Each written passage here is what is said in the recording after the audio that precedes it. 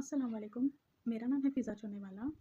जैसे कि आप सब जानते हैं कि आज 10th का रिज़ल्ट आया है और बहुत सारे बच्चों ने 10th का एग्ज़ाम दिया था और बहुत सारे बच्चे माशाल्लाह आज कामयाब हुए हैं। तो मैं सारे बच्चों को जो कामयाब हुए हैं उनको तहे दिल से बहुत-बहुत मुबारकबाद देना चाहती हूँ और अल्लाह से उनके आगे की ज़िंदगी के लिए उनको बहुत सारी दुआएँ देती हूँ, बहुत नेक ख्वाहिशात करती हूँ कि अल्लाह उनको इसी तरह ज़िंदगी में आफ़ियत और सलामती के साथ कामयाबी नसीब करे।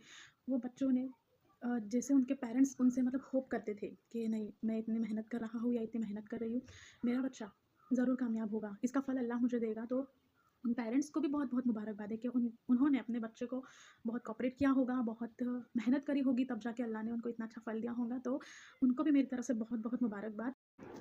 और एक ख़ास बात जिसके वजह से आज हमारे घर का माहौल बहुत ज़्यादा मतलब खुशी वाला हो गया। मेरे कज़िन है आमना ज़हीर मुग़ल नाम है उसका, ट्विंकल स्टार स्कूल की स्टूडेंट है ये 10th में 85 परसेंटेज से कामयाब हुई है माशाल्लाह। अल्लाह इसको नज़र बद से बचाए और इसके आगे की ज़िंदगी के लिए मैं बहुत नेक ख्वाहिशात करती हूँ, बहुत दुआएँ करती हूँ। ये बच्ची ऐसे ही इसके पेरेंट्स का नाम रोशन करे, ठीक है? आप लोग भी इसको दुआओं में याद रखें। और मैं उन बच्चों के लिए भी एक छोटा-सा मैसेज देना चाहती हूँ जो शायद 10th में फ़ेल हो गए होंगे। ज़रूरी नहीं है बेटा कि हर सब्जेक्ट में हर कोई कामयाब हो जाए। मैथ्स बहुत हार्ड सब्जेक्ट होता है, तो उसके अंदर थोड़े बहुत मार्क्स की वजह से कोई 1 मार्क्स के लिए फ़ेल हो जाता है या तो कोई 5 मार्क्स के लिए फ़ेल हो जाता है।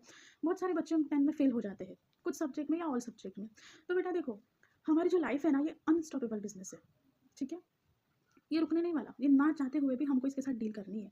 तो बेटा हार मत मानना, ठीक है? मेहनत करो, अपने आप को फिर से रिप्रेज़ेंट करो। ज़रूरी नहीं है कि एक बार हार गए, फिर से भी नाकामयाबी, फिर से नाकामयाबी, बेटा ऐसा नहीं होता है। इंशाल्लाह अब की बार और मेहनत करो, अल्लाह तुमको ज़रूर कामयाबी। तो बेटा देखो, मैं इसलिए बोल रही हूँ तुमको क्योंकि एजुकेशन बहुत ज़्यादा मैटर करता है, बहुत ज़्यादा। जैसे कि तुमको पता है कि आपके पेरेंट्स अगर नॉन एजुकेटेड है, तो उनका जो वर्क है, वो कैसा है? नॉन एजुकेटेड पर्सन को ना बेटा बहुत ज़्यादा हार्ड वर्क करना होता है, बहुत हार्ड वर्क करना होता है। लेकिन अगर इतना ही उसके पास एजुकेशन स्किल है, तो तुम तो देखते होगे, जिसके पास एजुकेशन है वो आराम से एसी में जाके बैठकर पेन चला के पैसे कमाता है और जिसके पास एजुकेशन नहीं है, वो मेहनत मज़दूरी करता है, पूरा-पूरा दिन थक के पैसे कमाता है, ठीक है? तो बेटा इसलिए मैं बोल रही थी, बाकी आपकी मर्ज़ी। आप लोग मेहनत करोगे, आप लोग अच्छा एजुकेशन गेन करोगे तो मेरा कोई फ़ायदा नहीं है उसके अंदर, आप नहीं करोगे तो मेरा कोई नुकसान नहीं है।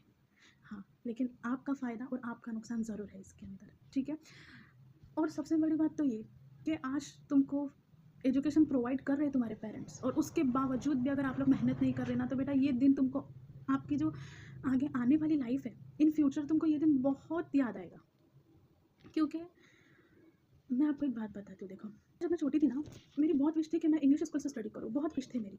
लेकिन उस टाइम पे पेरेंट्स इतने कैपेबल नहीं थे कि इंग्लिश स्कूल में स्टडी करवा सकें, इंग्लिश स्कूल में एडमिशन करवा सकें। और मैं आप यकीन करो, मैं एफवाई में ड्रॉप लगा था मुझे, एफवाई फेल हो गई थी मैं।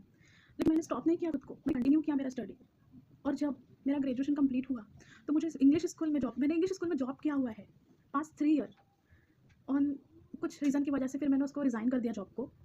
तो देखो, अगर हमारे पास एजुकेशन है, अगर देखो, मैं वो मुझे जो ड्रॉप लग गया था, जब मैं फ़ेल हो गई थी, अगर वही फ़ेल का रिज़ल्ट अगर मैं लेकर बैठ जाती, तो क्या होता?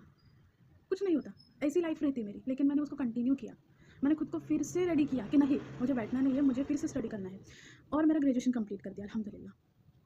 तो देखो आप लोग भी मेहनत करो बेटा। देखो, एक लाइन जो बहुत कॉमन है, मैं भी बोलना चाहती हूँ कि result is a piece of paper, it can not be decide our future, ठीक है?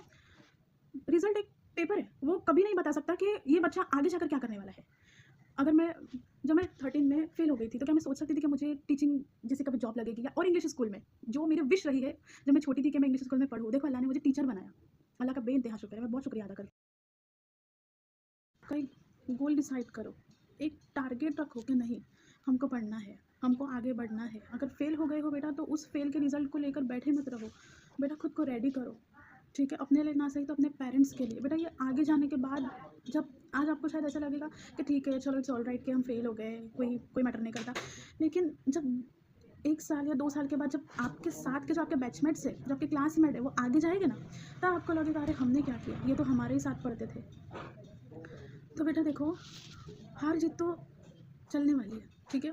हम फेल होंगे, पास होंगे, तो ऐसे कुछ आपने सोचना नहीं है कि ठीक है इट्स ऑलराइट, होता है, फेल भी हो जाएँगे, पास भी हो जाएँगे। तो मेहनत करो, खुद को रेडी करो कि नहीं, हमको एग्ज़ाम देना है, ठीक है?